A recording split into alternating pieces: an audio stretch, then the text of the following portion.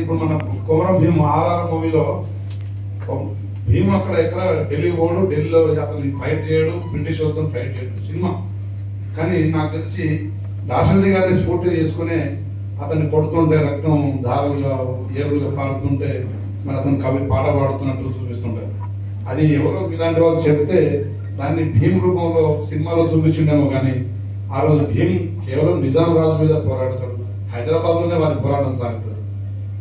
వారు ఒక కోయ పిల్ల గురించి వెళ్ళిపోయినట్టు ఆ చరిత్ర మనం ఎప్పుడు చదవలేదు, కల్పిత కథ. కానీ అసలు కథ మరి నిజాం ఆ రోజు రజాకారులు కొడుతుంటే కవిత్వం పాడింది, పాటల రూపంలో పాడింది మన దాశరథి గారు. కాబట్టి అలాంటి స్ఫూర్తిని తప్పకుండా మేధావులుగా, విద్యావంతులుగా మరి వారిని ఆదర్శంగా మనం తీసుకొని మనం నెక్స్ట్ జనరేషన్కి కేవలం ఏదో దాశరథి అనే వ్యక్తిని మనం తీసుకోపోవడం కాకుండా వారి ఆలోచన విధానాలని మనం తీసుకోపోవాలంటే మన టక్కెలపల్లి రవీంద్రరావు గారే సమర్థులు అని చెప్పి నేను భావిస్తున్నా. ప్రభుత్వ పరంగా ఈరోజు ప్రభుత్వంలో నేనున్నా భాగస్వామి అయినా కానీ మీతో ఎక్కడికైనా రావడానికి నేను సిద్ధమన్నా. మీకు కూడా అన్ని పార్టీల నాయకత్వంతో పరిచయాలు ఉంది. తప్పకుండా మనం సమిష్టిగా దీని మీద పనిచేద్దాం. తప్పకుండా పోరాటాల గడ్డ. నాకు తెలిసి మహబూబాద్లో ఉన్న పోరాట ఎదురంతా మా దాశరథి మండలం నుంచి పుట్టిన వాళ్ళు ఎక్కువ కనబడుతుంది సార్. విప్లవం పుట్టిందే దాశరథి ఎక్కడి నుంచి ఏమనిపిస్తుంది. కాబట్టి మరి మానుకోట గడ్డగా మనం పునర్వైభవం, నెక్స్ట్ జనరేషన్ ఆత్మహత్యల వైపు లేదా చెడు దాడుల వైపు పోకుండా కాపాడుకోవాల్సిన బాధ్యత కూడా మరి మన మీద ఉంటుంది. కాబట్టి ఈ స్ఫూర్తిని మీరు ప్రతి నెల ఈ ప్రతి పాఠశాలలో మనం ఈ వివిధ రకాల పోటీలు, వ్యాసరచన పోటీలు కావచ్చు, పాట పాడే వాళ్ళ దాశరథి పాటలని పోటీలు కావచ్చు. దాశరథి రాసిన పాటల్లో ఇన్నర్ మీనింగ్ చాలా డెప్త్లో ఉంటుంది. అది పండితులకు చాలా అర్థమవుతుంది.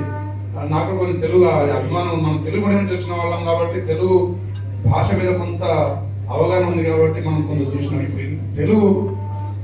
తెలుగును బతికించాలని స్టేట్మెంట్లో చూస్తుంటాం. కానీ మన సుప్రీంకోర్టు జస్టిస్ రిటైర్డ్ రమణ గారు కూడా తెలుగు బతికితేనే మన భవిష్యత్తు అని చెప్పి రాశారు. దాని ఇన్నర్ మీనింగ్ అర్థం చేసుకోవాలి. తెలుగు అంటే మాట్లాడే తెలుగు కాదు. తెలుగులో ప్రావీణ్యత పాటల రూపంలో కావచ్చు, అదేవిధంగా కవితల రూపంలో కావచ్చు. పిల్లల్లో అది అది అది జీవిస్తేనే పిల్లల్లో పోరాట స్ఫూర్తి ఆలోచింపజేసే ఒక శక్తిని బయటకు తీసుకొస్తుందేమో అని చెప్పి నేను భావిస్తూ మరి తప్పకుండా దాశరథి గారిని మనం ప్రజల్లో తీసుకెళ్తే ఒక విధంగా తెలుగును కాపాడిన వాళ్ళు అవుతాం. రేపు భావితరాల మంచి తరాన్ని కూడా తయారు చేసిన వాళ్ళు అవుతామని చెప్పేసి మరి భావిస్తూ మరి నాకు ఇచ్చిన ఈ అవకాశానికి మీ అందరికీ పేరు పేరున ధన్యవాదాలు తెలియజేస్తూ మరి ఇందులో రవీంద్రరావు గారితో పాటు ఇక్కడ వచ్చిన మేధావులందరూ మనం భాగస్వామ్యం కావాలి. ఇప్పుడు అతిథులు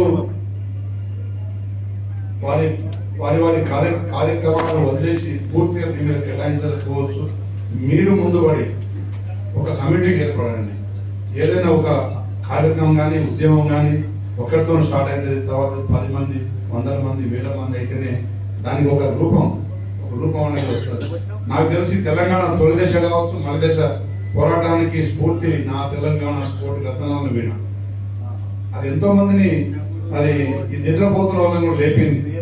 ఆ వర్డ్ నా తెలంగాణ కోటి రత్నాల వీణ అంటే ఎడిపోయినాయి, ఈ కోటి రత్నాలు ఎడిపోయినాయి అని ఒక ఆలోచన గుర్తిస్తుంది. కాబట్టి అది వాళ్ళ నిజంగా దోచుకున్నా లేదా తవ సంగతి. మనకైతే మన తెలంగాణ మనకు రావాల్సిందే అని చెప్పేసి ఆ రోజు మరి విద్యార్థులు, ఉద్యోగ సంఘాలు, మేధావులు, అన్ని సామాజిక వర్గాలు ఏకం అవడానికి ఒక స్ఫూర్తి అయింది ఆ వర్డ్. కాబట్టి దాశరథి అనే పదాన్ని కూడా మనం ఫస్ట్ మన జిల్లా నుంచి మొదలు పెడతాం. అదేవిధంగా దాన్ని రాష్ట్ర యావత్తుగా దాన్ని వ్యాపింపజేస్తే తప్పకుండా అది ప్రజలకు రేపు భావితరాలకు మేలు అవుతుందని చెప్పి నేను భావిస్తున్నాను. Thank you.